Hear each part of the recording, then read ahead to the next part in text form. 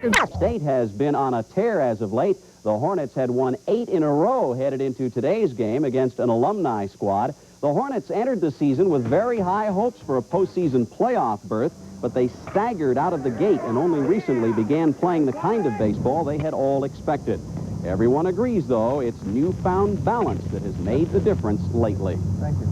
Hey, Chris. Well, I think the combination between the pitching and our offense is really the difference. The pitching was coming together at one time, and the hitting wasn't at one time, so now it's coming together all at once. Everything just seems to be falling into place. I've been swinging the ball. Seems like every time I hit it hard, it's falling. It's been a good year so far. I hope it keeps up and hope we can win and get to the playoffs. About 4 weeks ago, I had to make a choice, who I was going to go with. And, up until that point, we were playing everybody, trying to get everybody, to an opportunity to play and try to find the right combination. And it was tough because we were having guys who would play good one game and not play good the next. And then they'd play good for a couple and then not play good. And it was real hard to come up with, a set lineup. I heard that you related to somebody famous in television or something in Sacramento. And Channel 13 Sports, I think that's who it is. Hansen tells us college baseball diamond, the big rivalry around here, UC Davis and Sac State.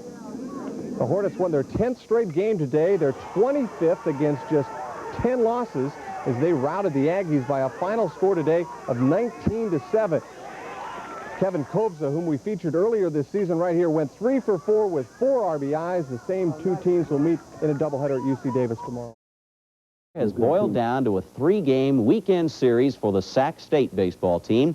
And as John Henk tells us, an NCAA playoff berth rests on the outcome.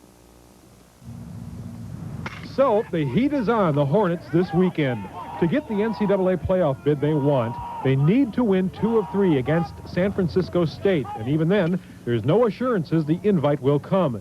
It means pressure, the kind some have been exposed to, others not. But the team is responding well. The guys go out together, we stay together as a team.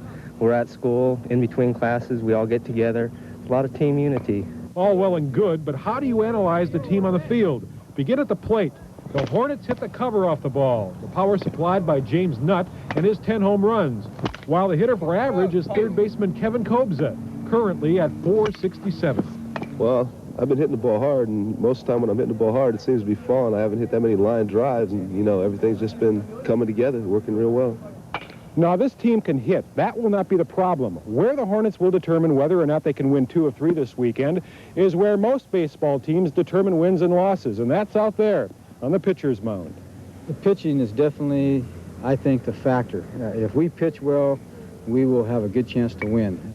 Not until the second half of the season, when the team went 21-7, did the staff begin to come around, led by a pair of right-handers, Doug Vontz, who discovered a forkball, and Steve Brueggemann, a senior who's been through the pressure before and knows what it will take to win this weekend.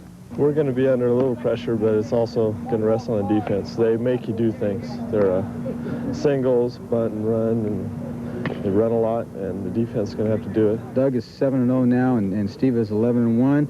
I feel very confident that they're going to go out and pitch just like they have for the last 7 or 8 weeks, or in Steve's case, all year long. But the year isn't over yet.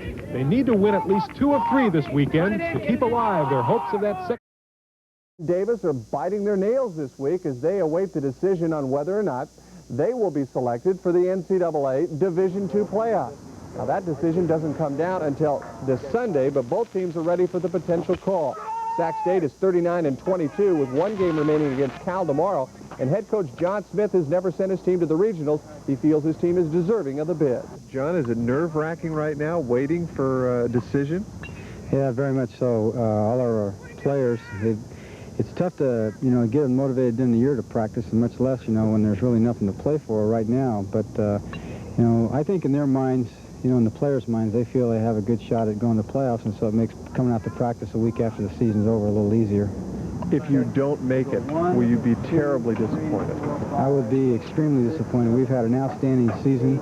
We did not play well early in the year, but from the point where we went 15-15, we put together a real fine season second half. And Meanwhile, at Davis, Aggies head coach Phil Swimley has his team working on the new baseball field. He's not sure if his 30-19 record is good enough. What we're doing now, obviously, we're working on the baseball field out here, so we're thinking about next year.